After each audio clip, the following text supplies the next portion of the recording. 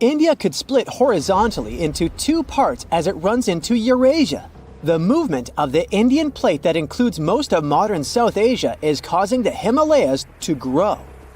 This process started around 60 million years ago when the plate first bumped into Eurasia. Scientists from the Netherlands have used the power of an AI simulator to see what this region will look like one day. The computer model showed that the Indian subcontinent will merge with the Horn of Africa in approximately 200 million years. The present-day cities of Mumbai and Mogadishu will become next-door neighbors. They will sit along the newly formed mountain chain scientists provisionally named the Himalaya. On the other side of this geological formation, Madagascar will connect with Sumatra, while Calcutta and the island of Mauritius will occupy the same region. Sri Lanka would cease to exist as it becomes part of the Indian mainland. Further to the north, scientists predict that the Himalayas are going to increase in height in the foreseeable future. As the Indian plate continues to mile northward, there will be major changes to the surrounding landscape. The present fault line will drift further south. Tens of thousands of years in the future, there might be no Nepal. The Himalayan range will have expanded sideways to fully engulf the mountainous country. And there may be way more earthquakes in this part of the world because of this movement. Most researchers agree the speed at which India is moving northward into Eurasia is barely a tenth of an inch every year. Some of them think this is happening because of the plate's buoyancy. It prevents the Indian plate from sinking into the mantle, which gives Tibet its elevated topography. Other scholars believe that the structure is buckling under the pressure. The process resembles what happens to a sheet of paper when you push it horizontally against a wall. As you apply more pressure to its edge, the sheet starts to rise in the middle. In the real world, this bulge would be the Tibetan Plateau. A recent theory gives us the third explanation for the process. Their paper still has to undergo peer review, but the findings are intriguing. The international team of researchers introduced a new concept, the delamination of the Indian plate. This term simply means the separation of layers in a material that is supposed to be bonded together. Think of a sandwich that has cheese and ham slices between two buns. Take one of those layers out of the sandwich, and you get delamination. In geological terms, this process involves the upper part of the plate peeling off and moving upwards. In the case of the Indian plate, this is the section that supports Tibet's elevation. The lower section is denser, which causes it to sink into the mantle. Plate tectonics are, in this way, similar to a layered cake. Chefs place the spongy, denser layer at the bottom, so the heavier top doesn't crush it. Scientists developed their thesis by analyzing helium gases in water samples from the region's hot springs. Helium-3 is a rare isotope that shows that the mantle is close to the surface of the Earth. Researchers measured helium isotope ratios at 200 Tibetan springs. The pattern they saw shows how close the mantle is to the northern Tibetan surface. Further to the south, they found plenty of helium-4, another isotope, which means that the plate is intact. It forms a barrier that helium-3 cannot penetrate, except in one region near Bhutan, in the eastern part of the Himalayas. The seismic activity in the region is good proof that delamination, the sandwich theory, is all real here. And it shows us that the mantle is intruding from the eastern side of the plateau. This concept puts under question the old, established ideas about tectonic plate behavior. The scientists behind the study suspect that the unique shape of the Indian plate contributes to the delamination process. It's the thickest at the northernmost point and the thinnest on the sides. If it's all true, it will mean that the continental collisions have a more dynamic and complex nature than geologists previously believed. Scientists still don't have enough hard evidence to prove the correctness of the new theory, just hints. Drilling to depths of over 60 miles is mechanically impossible right now. Such excavations are necessary to be 100% sure that the delamination process is going on. With the right technology, we would be able to better understand the hazards associated with earthquakes in the Asia-Pacific region. It's home to the famous Ring of Fire, where 75% of Earth's volcanoes are located. 9 out of 10 all earthquakes take place here. The India-Australia-Capricorn tectonic plate beneath the Indian Ocean is also important for solving Earth's tectonic mysteries. The term geophysicists use for such locations is nascent plate boundary. These are plates where tectonic plates are just starting to pull apart or push against each other. They represent the initial stage of a full-fledged plate boundary. Such a geological transformation unfolds at a pace of barely 5% of a single inch per year. That's about as long as a strand of spaghetti is wide. This shouldn't worry us too much from today's perspective. The India-Australia-Capricorn plate is destined to split in half over the course of tens of millions of years. Scientists from France studied records of 2 earthquakes that happened in 2012 and concluded there must be a nascent boundary there. Earthquakes normally occur at places where 2 or more tectonic plates meet. But the tremors in the Indian Ocean happened in the middle of the plate. The scientists used sonar scanning to map out the sea floor and see what was really going on there. After further examination of the marine area off the coast of Western Australia, researchers found a complex network of 62 pull-apart basins along a fracture zone. The scientific data backed up the idea that the tectonic plate was slowly but surely breaking apart. It's another proof that the outer layer of our planet is dynamic, not static.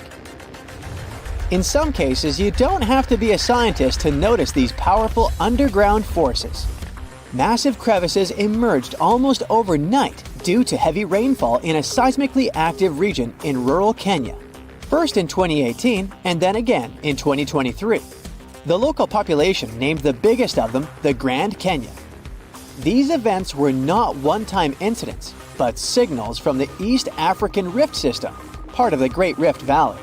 This huge geological phenomenon stretching from Jordan to Mozambique shows us the gradual splitting of the African continent into 2 subcontinents.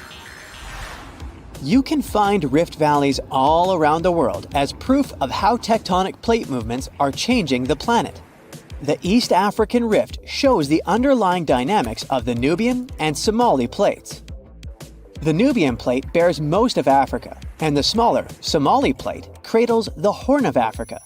The 2 are gradually moving away from one another, which causes the formation of crevices within the Rift Valley. This process of continental rifting, going on at a rate slightly faster than the one in India, will eventually lead to the split of Africa into 2 continents. The whole process, which is about to happen in the next 10 to 50 million years, marks a significant geological event that reminds us of Earth's historical transformations. The last time our planet's geography changed so drastically was during the Jurassic period. The world map from the period looks recognizable, but the landmasses were oddly positioned from the modern perspective. In the north, Eurasia was still loosely connected to North America, which was at the time called Laurasia. This landmass was slowly moving away from the supercontinent of Gondwana, further down south. It consisted of what we know today as Africa, South America, Australia, and Antarctica. At the time, the Indian plate was closer to Madagascar than to Eurasia, as it is today. A giant crack, more than 2,000 miles long, is splitting open across Africa. Roads, houses, even schools are getting torn apart. Now, scientists think they've finally figured out what's causing it. An enormous column of scorching hot rock called superplume, rising from deep inside the Earth. And it's slowly pushing the land apart inch by inch. This isn't a small shift though. The continent is breaking in 2, and the clue to what's going on could be hidden thousands of miles away in Hawaii. And why does the United States suddenly have a role in all this? Hang on, we'll get there. First, it's important to know this isn't new information. Africa has been slowly splitting for about 25 million years.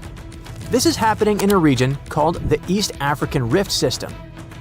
It stretches thousands of miles from Ethiopia down to Mozambique and is the largest active continental rift system on the planet. And by that, I mean places where the Earth's crust is being stretched and pulled apart, causing faults, earthquakes, and volcanic eruptions. Scary stuff to say the least. Back in 2018, for example, a massive crack appeared near a small town just west of Kenya's capital, Nairobi. In some spots, it was about 65 feet wide. That's almost the length of 2 school buses parked one after the other. The whole thing was terrifying. It happened fast and left a trail of destruction. Roads were cut off, farms torn apart. People were on edge as the ground opened up beneath their feet. And I mean that quite literally. One man watched the crack rip straight through his home. He barely had time to grab a few of his belongings before his entire house collapsed. Sounds terrifying, right? Since it happened in the East African Rift region, panic spread fast. The media was all over it, claiming it was proof that Africa is splitting apart. People standing near the crack thought, oh boy, it's already happening. And many still believe that today. But that's not actually the case. At least not with that particular crack. Because after the initial panic, videos and photos of it revealed clues that it wasn't related to tectonic plate movement. First clue, the 2 sides of the crack didn't match. Like trying to fit the wrong puzzle pieces together. They simply didn't line up. Second clue, the gap wasn't one continuous line. There was some kind of soil bridges in between. All this showed it was sudden erosion. I mean, some specialists believe the crack had once been filled with volcanic ash from nearby Mount Longonot. But then the region was hit with heavy rains. When water soaked through the soil, it washed the ash away, leaving the gap exposed. Problem solved. Even after the truth came out, it was too late. This event brought the whole Africa is splitting talk back. And here's the thing. Even though that crack had nothing to do with it, make no mistake, Africa is breaking apart. That's because the continent sits between 2 tectonic plates, the Somali Plate in the east and the Nubian Plate in the west. The problem is they're moving away from each other, and as they drift apart, the gap in the East African Rift keeps getting wider. Eventually, the Somali Plate could split completely from the Nubian Plate, creating an entirely new landmass, something on the scale of Madagascar or even New Zealand. You don't have to worry though. This process is super slow. So slow that none of us will see it finished. Experts say the continent is moving apart by about 0.3 inches a year in some places. To give you an idea, that's less than the length of your fingernail. So we can say this split will take millions of years, which is good news for the people living there. But that doesn't mean they won't feel the effects of this slow break. In fact, they're already happening. Take Ethiopia's Afar region, for example. Back in 2005, this area showed just how unpredictable the rift can be. In a short period, 420 earthquakes hit the area, opening up a massive fissure. What usually takes centuries happened in just a few days, completely challenging what scientists thought they knew about the speed of geological changes. Back then, the crack stretched for more than 35 miles, and life around it is still far from easy. Recent earthquakes destroyed much of the local infrastructure. 37 schools were damaged, leaving 5,000 students without classrooms. And that was just one part of the damage. As the tectonic plates keep moving apart, water will eventually flood into this region, creating a brand new ocean, according to some predictions. Countries like Zambia and Uganda, which are landlocked today, could one day have a coastline. That could be great news for them, as it might open up new trade routes and completely reshape their economies. Don't get too excited though. We won't be diving into the waters of this 6th ocean anytime soon. The splitting process will take another 5 to 10 million years. But it's tough to say exactly when, since big seismic events, like earthquakes, could make it all happen faster. So here's what we know. The Somali Plate and the Nubian Plate are in the middle of a dramatic tectonic breakup, slowly moving apart. Africa is breaking in two. Earth will probably gain a new ocean because of it. But until recently, we didn't know exactly what was triggering all of this. Like, yeah, those tectonic plates are moving, but why? I mean, is this massive geological process being driven by something happening in Earth's mantle? Or could it have a much larger, deeper source? Well, scientists think they may have finally cracked the mystery. They believe the continent is breaking apart because there's a deep mantle superplume, a huge column of hot rock beneath the East African Rift system. Think of it as a massive subterranean hammer pushing upward, pressing against the crust, and slowly cracking it apart. But here's the interesting thing. Scientists reached that conclusion thanks to something that happened in a completely different part of the world, Hawaii. Under this US state, there's also a plume of super hot rock rising from deep inside the planet. It melts the crust above it, and that's what fuels Hawaii's volcanoes. As the Pacific Plate drifts over this plume, molten rock breaks through in new spots, creating volcano after volcano. Over millions of years, that's how the Hawaiian Islands were formed. This Hawaiian plume contains noble gases like helium and neon. And you know where else scientists found those same gases? That's right, beneath the East African Rift system. Bingo! That discovery backed up the theory that a superplume is driving what's happening in Africa. And we call it super because it might be massive. You see, these same gases have been found in volcanic rocks from Kenya all the way down to Malawi. So everything points to the existence of a single superplume that stretches from the Indian Ocean to the Red Sea, not a bunch of several isolated sources. If their data and research are correct, scientists estimate that this superplume beneath Africa likely starts at the core mantle boundary, which is located about 1,800 miles deep inside the Earth. While the East African Rift system's chemical signatures are similar to those found in volcanic rocks in Hawaii, they're not identical. The Hawaiian plume is thought to be a narrow, rising stream of hot mantle, a bit like the movement inside a lava lamp. Africa's plume might be shaped differently, more like a large mass of hot, buoyant material rising from deep within the Earth. As it reaches the surface, this hot material hits the colder, solid outer layer and spreads out, pushing hard enough to crack it open and trigger intense volcanic activity across the region. And if this theory is right, we're watching a slow but unstoppable force that will redraw Africa's map and change the continent forever. Experts explain Africa is splitting in two, and it will look like this. Up close, the process is even more shocking, with a massive crack stretching from Mozambique in the south to the Red Sea in the north. This gap keeps growing every year, tearing apart the land and destroying homes. Now, specialists believe the continent could split much sooner than we expect. Africa is breaking apart because of the Somali Plate movement. Think of it like a dramatic breakup happening with tectonic plates. On the east side, there's the Somali Plate. On the west, we have the Nubian Plate. And during this breakup, the Somali Plate just wants more space, so it's pulling away from the Nubian Plate. This movement is forming the East African Rift, a region where tectonic plates are splitting apart, magma keeps rising from deep below, and a bunch of active volcanoes are being born.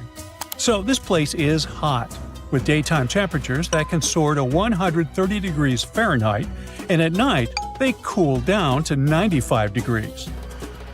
Inside this hot zone, we have the Afar Triangle, also known as the Afar Depression. And its geology is fascinating, as the rifting process is causing valleys, faults, and deep cracks to form in this region. Take, for example, this massive 35-mile-long fissure in Ethiopia's desert. It's also so wide that a person can easily fit inside of it.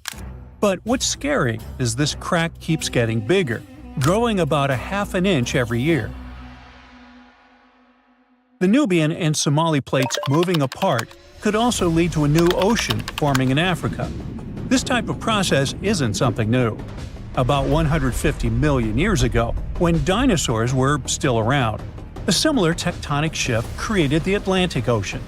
The continents were once all clustered together, but when a rift formed in what was Pangaea, it started pulling them apart, splitting the east and west hemispheres. So, a similar thing is happening with this gap in Africa. At some point, Experts say the waters of the Indian Ocean might flood the East African Rift Valley, eventually creating a sixth ocean. Now, it's a pity you won't be able to swim in its waters during your lifetime, though. According to geophysicist Ken McDonald, who specializes in tectonic faults, this dramatic rupture could happen in 1 to 5 million years.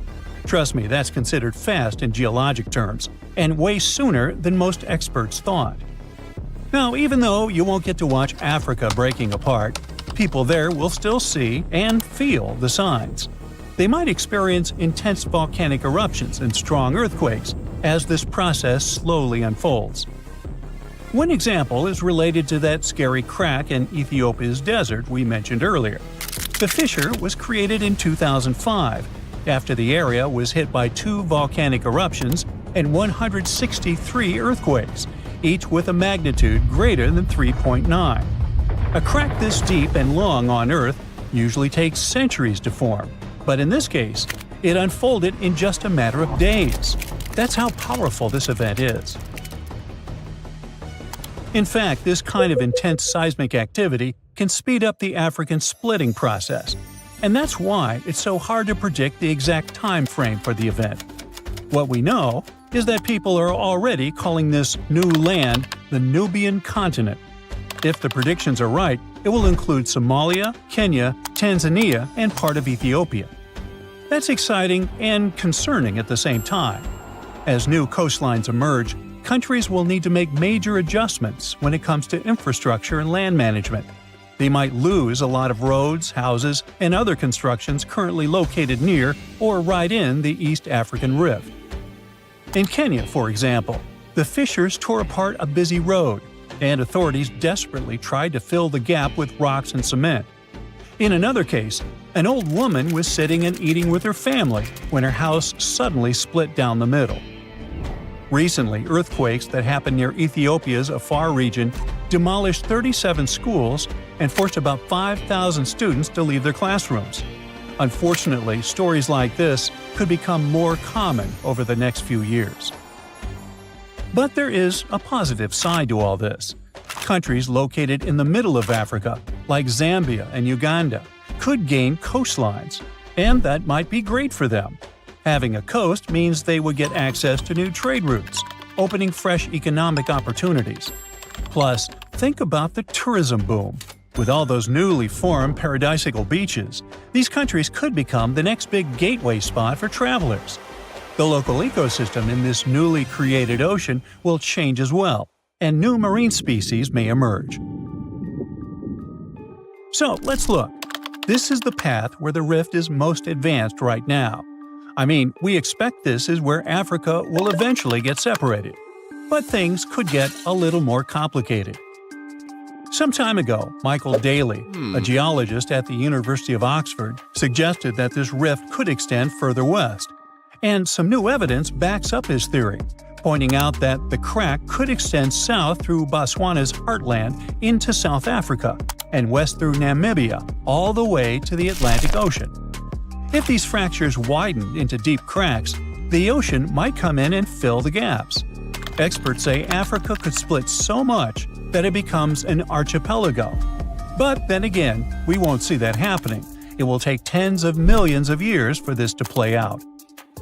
We already know that Africa is at risk of breaking into a bunch of huge islands, or small continents. The news isn't great for Madagascar either, as the world's 4th largest island could end up being split in half. But can the opposite process happen? I mean, can new land appear as the Nubian and Somali plates move apart?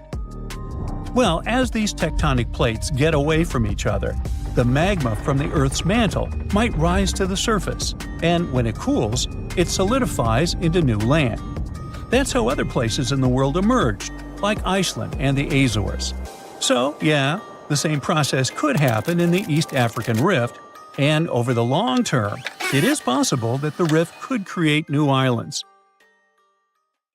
For now, all we can say is that the geology of the Afar Depression is unique. It is the most active rift system on our planet. And when I say rift system, I mean a zone where tectonic plates are pulling apart. This region brings together all kinds of events, from faults in the Earth's crust to volcanic zones to the potential formation of a sixth ocean. For experts, it's like studying the evolution of rifts up close. And since it is such an active volcanic area, it also has enormous potential for tapping into geothermal energy, that is, using heat from inside the Earth to generate electricity. 2 geothermal power plants are already producing energy in Ethiopia, one in the Ethiopian Rift Valley and the other in the Afar. Now, geologists are exploring new potential spots. When we look at that deep crack in the ground, we know it's caused by tectonic plate movement. There's no mystery there. But what we still don't fully understand is why the cracks happen exactly where they do. For example, a crack that opened up in Botswana appeared after a magnitude 6.5 earthquake back in 2017. But the epicenter wasn't in the rift zone, where the plates are moving like we would expect. Instead, it was farther south. Since it's unusual for a rift to happen without volcanic activity, this fact really challenges our traditional ideas of how continents divide. Figuring out why these cracks appear in specific spots is still a missing piece of the puzzle for experts trying to explain how Africa is splitting. Hopefully, we get some answers before the continent turns into a massive archipelago. So look at this narrow passage between the north of Morocco and the southern part of the Spanish region. It's called the Strait of Gibraltar. There are only 8 miles between the two continents, but for some reason, there's no bridge, despite people having been dreaming for centuries about connecting these two regions. There are places in the world where a bridge over water stretches for a much greater distance. For example, the Lake Pontchartrain Causeway near New Orleans, Louisiana, goes for 24 miles, which is 3 times the length of the hypothetical bridge between Africa and Europe. That's listed in the Guinness Book of World Records as the longest continuous bridge passing over water. It consists of 2 parallel bridges and connects the urban area of New Orleans with small settlements in the north of Lake Pontchartrain. 9,000 concrete piles hold more than 1,000 decks above the water. This large-scale structure was built in the middle of the 20th century. It only took 14 months from the start of construction to its completion. American engineers created a unique technology for attaching concrete piles to the base of the bridge, and this bridge is still functioning. So, what's the problem with building a shorter bridge to connect Africa and Europe? Let's first find out the value of the 8-mile bridge that could connect 2 continents and the reason why everyone is talking about it. In fact, the value of such a bridge would be enormous. Diamonds, oil, minerals. Africa is full of valuable materials, and Europe is happy to buy these things. This theoretical bridge could allow people to transport things for trade quickly and comfortably. But now, the exchange of goods between Africa and Europe is only possible thanks to airplanes and cargo ships, and airplanes are extremely expensive because of hefty fuel price tags. In addition, air travel is often delayed because of bad weather. There are long customs procedures and transportation from the airport to the destination. Ships can also be a problem. The narrow area of the Mediterranean Sea, where the 2 continents are closest to each other, is a dangerous place because of storms and strong currents. The transportation of your diamonds is highly dependent on weather conditions. The second advantage of such a bridge would be the creation of tens of thousands of jobs. People from Europe and Africa would build hotels, ports, parks, and even small towns for each other. The coastal parts of both continents would become a new economic center. And just imagine how much investment those places would attract. Europe and Africa would be much closer than ever before. You could drive from a small Spanish town to a safari park in northern Morocco, buy Moroccan tea, get some argan oil, and go home for the evening. Or you could take a high-speed train across the beautiful Mediterranean Sea. People would open hundreds of restaurants, amusement parks, shopping malls, and a museum next to this bridge. But, unfortunately, it's impossible to build such a bridge, at least at the moment. And here's why. The main problem is the Strait of Gibraltar itself, because of its strong currents and seismic activity. How can you start large-scale construction if, in a couple of days, an underwater earthquake can trigger giant waves and take all the ships underwater? Even if you build a bridge, rapid streams of water that constantly change direction can shake the entire structure and tear the connecting parts of the construction. The bridge over the Strait of Gibraltar must have a strong, sturdy system that will withstand seismic activity. Huge resources are required to create such a complex structure. Despite the dangerous passage between the two continents, it remains one of the busiest points in the world. It's the only place on the planet connecting the Mediterranean Sea and the Atlantic Ocean. About 300 ships pass through this area every day. Not only merchant ships, but also fishing vessels and tourist boats. There are not so many places in the world where you can watch whales coming out of the water. Not only people, but also marine creatures often visit this passage because of the peculiarities of the sea currents. But we'll talk about that later. Another problem is the depth of the strait. In simple words, any bridge over the water is built on long metal piles. Builders and engineers stick piles into the seabed and use them as a holding base for the whole construction. But installing such piles firmly enough is a difficult task because of the uneven seabed. The seabed has a unique geological landscape, irregularities, and different densities of the Earth's rock. There are also reefs, rocks, and pits. Any seabed requires extensive geological studies before piles are installed. However, the bottom of the Strait of Gibraltar is especially difficult because of its depth, almost 3,000 feet. It's one of the deepest straits in the whole world. Just imagine, you'll need the height of 10 Statues of Liberty to reach the surface of the water from the bottom of the strait. What kind of pile should be used there to hold the entire bridge? Most likely, one pile will have to consist of several parts connected into one large metal rod. And don't forget about seismic activity. Let's say you've installed perfectly strong piles, but the next day, an earthquake occurs and destroys the entire structure. And a strong current is carrying fortifications all over the Mediterranean Sea. The next problem is probably the most important one, because it concerns marine life. The Strait of Gibraltar has a high salt content. This natural element makes water heavier and makes it descend to the bottom of the deep Mediterranean basin. Then, this salt water pushes up cold water from the seabed into the Atlantic Ocean. These changes in water density, as well as fast currents, create sea vortices and turbulence. It's like a raging cauldron of cold water that raises a lot of nutrients to the surface. The hollows and hills of the Strait of Gibraltar are filled with different substances and sunlight, and this creates ideal conditions for the formation of phytoplankton. Whales, dolphins, and other marine creatures adore this delicacy. That's why you can see about 7 species of whales and dolphins in this place. What might happen to phytoplankton after the start of global construction? Carbon dioxide, crushed rock, tons of dust and ashes, falling building materials. All of this could significantly pollute the environment.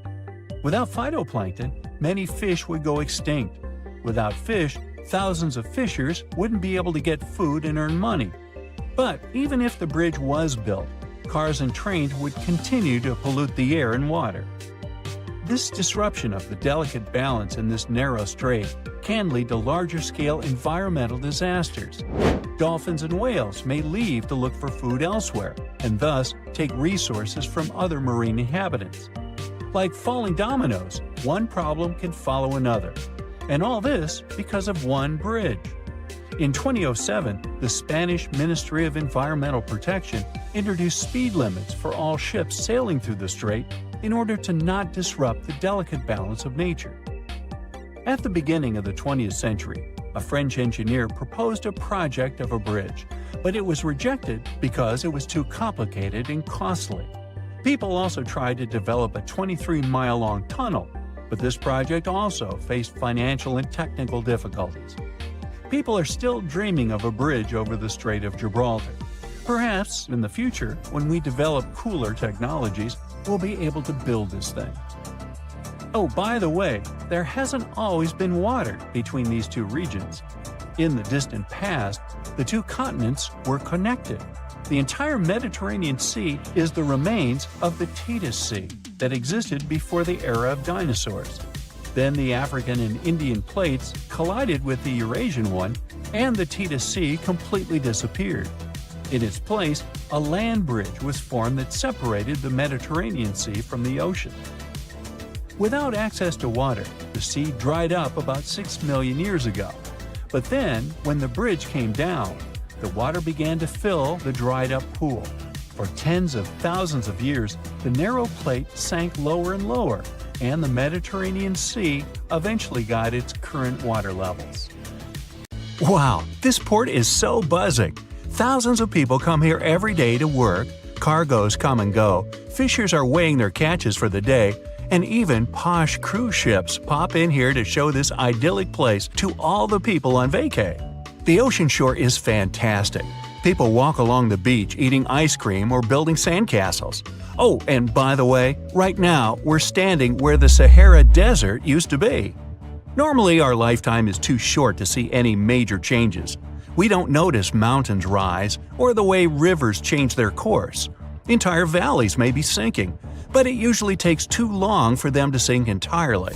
Still, a group of scientists recently noticed there's a new ocean being formed really fast, and we can even witness it appear. Look here! It's the Afar Triangle. There's the Horn of Africa Peninsula not far away. It's the exact site where the sixth ocean is being born at the moment. Wherever you are, you're basically standing or sitting on a tectonic plate. You're just sitting on a couch watching this video? Cool! Your couch is standing on the floor, your floor makes part of your house is standing on the ground, and if you take a deeper look, it all stands on one of 15 principal tectonic plates. Together, these chunks are referred to as lithosphere. It's like a nice apple pie. The crust is the lithosphere, and the fragile apple filling is everything that's on the planet's surface. If the crust cracks, the filling leaks out. And this is what any earthquake is like. A tectonic plate, aka the crust, moves. The filling, also known as houses and people, is disturbed. Africa is made up of two plates, the Nubian and the Somali ones. Yeah, that's a large pie. And it seems like these two plates are constantly separating. It leads to an oceanic spreading ridge. It looks like the African continent is literally unzipping a part of it at this moment. A 345 square mile chunk of the Sahara Desert just split, so the magma rose. It triggered a series of earthquakes across Ethiopia, Eritrea, and Djibouti. And it's not just some minor earthquake. There are lots of fumes rising from those fissures, and it smells like sulfur. Phew! The eruptions slowly push the old lava sediments away, which is followed by creation of the new seafloor. The crack is filled with magma, and when it cools, it forms the new oceanic floor. If this process doesn't stop, the Red Sea will finally flood the area, forming the sixth ocean, and Africa will be split into two parts. So we'll basically have two Africas. But wait. Neither you nor your grandchildren are going to see that sixth ocean. You'll only have 5 of them throughout your life. Same with our future generations. Same old Pacific, Atlantic, Indian, Arctic, and the Southern Oceans. Before the oceanic floor gets solid, and before the Red Sea actually starts flowing in there, many thousands, if not millions of years must pass. The continents move as fast as your nails grow, and imagine that the longest nail ever seen in history was the thumbnail of an Indian man reaching almost 6.5 feet before he cut his nails. It took him almost 60 years to grow it. Now think how far the continents will have to move by the time you celebrate your 100th birthday. Spoiler, it's not going to be very far. But anyway, you can witness some minor changes that take place even now. All those cracks that may not seem that significant so far make all the landscape in the Afar region look really unique. There's a couple more reasons for this uniqueness. Meet Erta Ale in Ethiopia, the volcano famous for its world's longest-lasting lava lake. It's located in the Afar Depression, also known as the Afar Triangle. By the way, depression refers to the sunken area. There's nothing sad about it. It's not the only volcano in this area. Eritrea, known as the Nabro volcano. It's never erupted, yet the lava in this area is pretty active. More volcanoes are to come because of the tectonic plate movements. They pull away from each other, and the Earth's crust gets thinner. The weaker the area is, the more volcanoes there are. Okay, the plates are separating, and it's kind of inevitable. It's just the question of time. This process is also called the afar plume. We'll get more volcanoes, it's inevitable either. But how does it happen? Remember that apple pie? Yes, it was delicious. Well, things are actually much more complicated. The outer layer we walk on is relatively delicate and is made up of multiple broken pieces. It's like the eggshell or a lattice top on a pie. Let's take a deeper look at all the ingredients of this pie. If you cut a slice, you'll see it's made up of many parts, and there's something called the asthenosphere under the lithosphere. It's part of the Earth's mantle. Yeah, complicated. So the asthenosphere gets heated from within, and it rises, just like the dough when you put it in the oven. Remember those cracks on the surface of a freshly baked loaf of bread?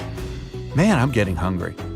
Anyway, this is basically what happens to the afar triangle, and those cracks make this area split, creating those famous rifts and valleys that will possibly become so large and will probably get flooded so that the world's sixth ocean will appear there soon. Or not. Nobody's sure about it. Okay, but since the tectonic plates and, which is logical, all the continents are always on the move, we'll probably have more continents in the future. The answer is yes and no. If a part of Africa does split, we'll get one more continent, which is going to be even smaller than Australia. But there's one more possible way of how things will go. Chances are, in the next 250 million years, in the distant 250 million years, there will be no more transatlantic flights. And a walking trip from Japan to Chile will be possible too. Way too long, but possible. It's all happening now, and the first results will be noticeable in some 50 million years from today. I won't be around then. Australia will move towards Southeast Asia, and it's going to fit in just perfectly. And Africa will be pushed to southern Europe. Still, these transformations will take a really long time. People and continents have something in common. Remember that continents move as fast as our hair and nails grow, just about 1.2 inches a month. Some of them move even 5 times faster though, but even this speed is too slow for 4,500 miles distance between Africa and Europe. One theory tells us the things we've already seen before. Well, you didn't see that with your own eyes, neither did any of your ancestors who came to America across the Atlantic hundreds of years ago. The fact is, all the continents were once one landmass known as the Pangaea Supercontinent. Even though it formed over 300 million years ago and split about 180 million years ago, give or take, it might come back together. So kangaroos can easily migrate from Australia to the UK if they feel like it, but the latter might be accidentally crashed while all the continents merge together. The Americas would collide, Antarctica would drift to them, and it all will merge with the already collided Africa-Eurasia. In this scenario, one large ocean and one large continent will appear, namely Novo Pangaea. Another possible scenario claims the continents might merge into the uniform landmass or form a circle with a large sea inside and the super Pacific Ocean outside. This continent is referred to as Pangaea Ultima. The third theory might be already coming to life. The Pacific and the Atlantic Oceans might just cease to exist, forming the new ocean basin. Eurasia will be split to form a new ocean, and all the continents will migrate to merge into the supercontinent Orica. And the fourth and last theory claims that the Pacific and the Atlantic Oceans will remain almost unchanged, and all the continents but Antarctica will merge into one, leaving poor Antarctica even more isolated and abandoned than it is now. Nah, don't feel bad. Since all the continents keep drifting northwards even now, it's quite probable that almost all of them will meet up somewhere at the North Pole. So a few years ago, in 2019, folks in Australia said they liked an old idea with a new twist, using extra floodwater from the north to help dry areas in the west and south. This plan got the name of the new Branfield scheme. It was based on an old idea from the 1930s. The idea was to catch floodwater from the north and move it to the south and west. But the original plan never actually happened. Over the years, lots of experts said it wouldn't work. They thought it was too expensive and too tricky to build, even though it could potentially help fix drought problems in dry parts of Queensland. The original idea appeared a long time ago, when an engineer named John Branfield got a big idea. He wanted to take floodwater from rivers in northern Queensland and send it inland to Lake Erie, one of the driest spots in Australia. He planned to use dams, pumps, really big pipes, and even tunnels to transport all that water over the Great Dividing Range, a big mountain range in Australia. The biggest dam would have been called Hell's Gate, and Branfield wanted it twice as tall as what it was originally planned. This way, pumps and gravity could help move the water over the Great Dividing Range. The water would then flow south and help irrigate farmland near places like Hughenden. It would change the weather, make it rain more, and turn the dry land into green farms. Eventually, it would reach Lake Erie, turning the desert into a green growing area. That way, Australia could grow more food, sell it to other countries, and make more jobs. He hoped that the area could turn into a food bowl for the country. For some time, people talked about the plan a lot. They loved the idea. They thought it could change how farming worked. And some even believed that nature had already planned for the land to be filled with water. Dry rivers and lake beds were just waiting to be used. They even said that rains fell on the wrong side of the mountains, and Branfield's plan could fix that. But when the authorities looked into this idea, they found big problems. And the main one was that the plan would cost too much. Plus, there weren't enough scientists or engineers to do a full investigation. The land was too dry and harsh. No one was sure it would even work, like how much water would really get there. Plus, some of Branfield's measurements were wrong, especially the dam heights.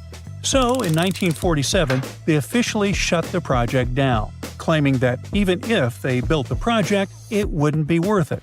After all, even places next to oceans, like parts of Chile, still stay bone dry, so a big lake might not result in more rain. And still, in 2019, one political party brought the idea back with an updated version called the new Branfield scheme. They wanted to try it again, but with some changes to make it work better. Their plan included the following steps. Take water from the South Johnstone, Tully, Herbert, and Burdekin rivers. Store that water using a big dam called Hell's Gate Dam, but this time they wanted to make the dam twice as tall as in the original plan. Let the water flow through tunnels using gravity instead of using lots of pumps. Move the water under the mountains and into the Warrego River in southern Queensland. Use the water to grow crops in dry places south and west of Hughenden, a huge area even bigger than Tasmania, eventually turning it into a food bowl. At the same time, they didn't say how much the whole project would cost, but they promised to spend $20 million to let Australia's National Science Agency check if the plan could work. Those innovative ideas sounded good, but for over 80 years, loads of experts kept saying, "Nope, it won't work." Why? Branfield said his idea would cost £40 million back in 1941. That's about $3.2 billion